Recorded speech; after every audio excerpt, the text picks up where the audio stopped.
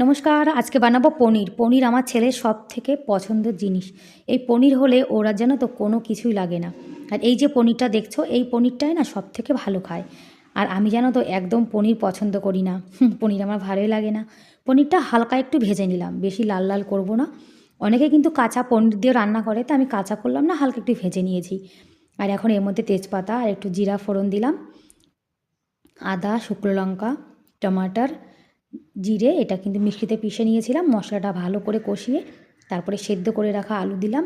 মানে রান্নাটা তাড়াতাড়ি করব তো সেই জন্যই সেদ্ধ আলু দিয়েছি।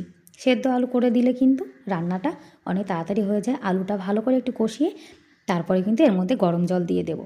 মশলা যত ভালো কষানো হবে আর তরকারিতে গরম জল দেওয়া হলে রান্নায় কিন্তু খুব সুন্দর স্বাদ হয়, জানো তো। আর রেসিপিটি কেমন লাগলো কমেন্ট করে অবশ্যই জানিও, ভালো লাগলে লাইক করে দিও। ঝোলটা ভালো যখন ফুটে উঠেছে তারপরে কিন্তু পনিরটা দিয়ে দিলাম। আর নামানোর আগে একটু কসুরি মেথি, একটু ধনিয়া পাতা, একটু গরম মশলার গুঁড়ো দিয়ে দেবো। আর আমি কিন্তু পনির যেভাবে রান্না করি সেটাই তোমাদের সঙ্গে শেয়ার করলাম। আমি জানি তোমরা কিন্তু আমার থেকেও ভালো রান্না করতে পারো। আর পনির কিন্তু অনেকভাবে রান্না করা যায়। আমি একটু আলু দিয়ে রান্না করেছি, অনেকে কিন্তু আলু ছাড়াও রান্না করে।